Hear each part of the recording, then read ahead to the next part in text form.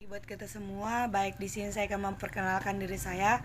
Perkenalkan, nama saya Anjeliana Saragi, kelas AB 2D NIM 2005-0992. Di sini saya akan menjelaskan tentang pasar oligopoli.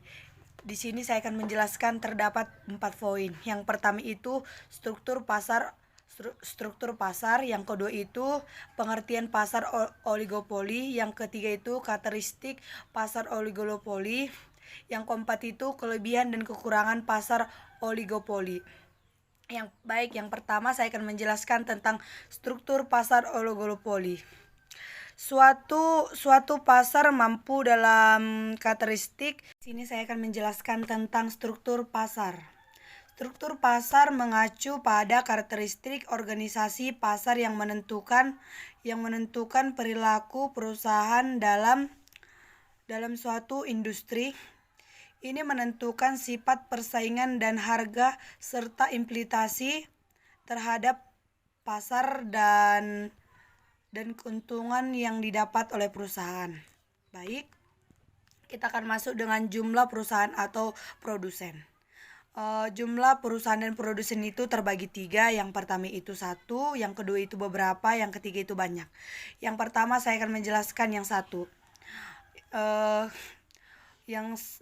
Jika satu perusahaan atau produsen disebut dengan pasar monopoli.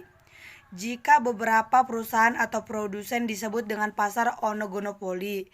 Banyak itu terbagi 2. Yang pertama itu produksi homogen dan yang kedua itu terdiferensiasi.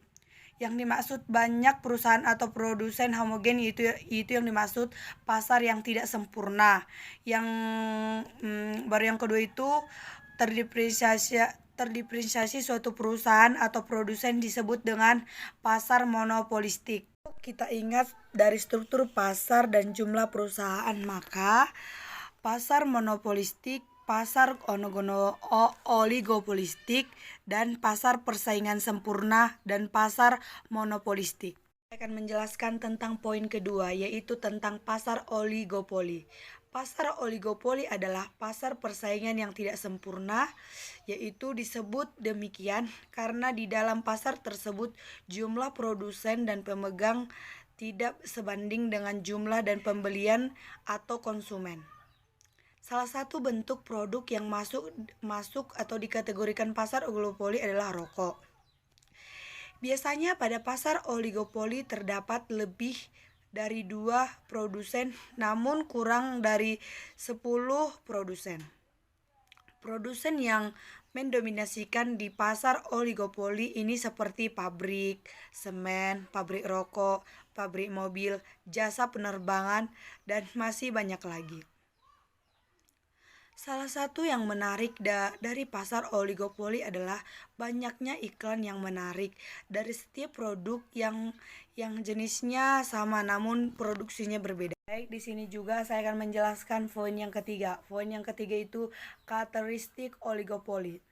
Yang pertama itu jumlah perusahaannya. Jika jumlah perusahaannya sedikit atau beberapa perusahaan di dalamnya, pasarnya sehingga dipakai perusahaan yang satu dengan mempergunakan perusahaan yang lain. Karakteristik oligopoli yang kedua yaitu dilihat dari sisi produknya. Produk yang dihasilkan bisa terdiferensiasi maupun tidak ataupun disebut dengan homogen.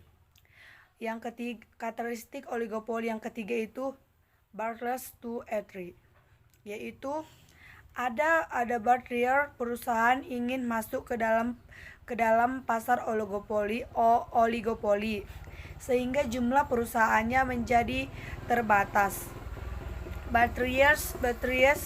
Barriers merupakan skala ekonomi, paten, dan reputasi dan lain-lain. Karakteristik yang keempat itu ialah contohnya. Contohnya itu di perusahaan kendaraan bermotor, komputer, semen, mie instan, kartu SIM card, dan lain-lain. Baik, di sini saya akan menjelaskan tentang poin keempat, yaitu kelebihan dan kekurangan pasar oligopoli. Yang pertama itu saya akan menjelaskan kelebihannya. Yang pertama itu persaingan yang ketat menjadikan setiap perusahaan sangat mengupayakan inovasi dan menjaga kualitas terbaiknya. Yang kedua itu harga produk menjadi lebih sesuai dengan keinginan konsumen karena persaingan antara produsen yang ketat membuat masing-masing produsen tidak mau mematok harga terlalu tinggi. Yang ketiga itu meskipun tidak banyak tetapi setidaknya konsumen punya beberapa pilihan mereka yang sesuai dengan keinginannya. Kekurangannya itu yang pertama, produsen baru sulit untuk masuk ke pasar sehingga pertumbuhan ekonomi cenderung lambat karena persaingan hanya terjadi beberapa produsen saja. Yang kedua itu kebijakan produsen terbesar biasanya itu terlaris. Terlaris sangat mempengaruhi pasar dibandingkan produsen yang di bawahnya. Yang ketiga itu oleh karena itu promosi sangat penting. Modal untuk iklan menjadi sangat banyak sehingga bisa menjadi pemborosan ekonomi jika tidak sesuai dengan sasaran. Yang keempat itu persaingan terjadi perang di antara produsen dengan harga.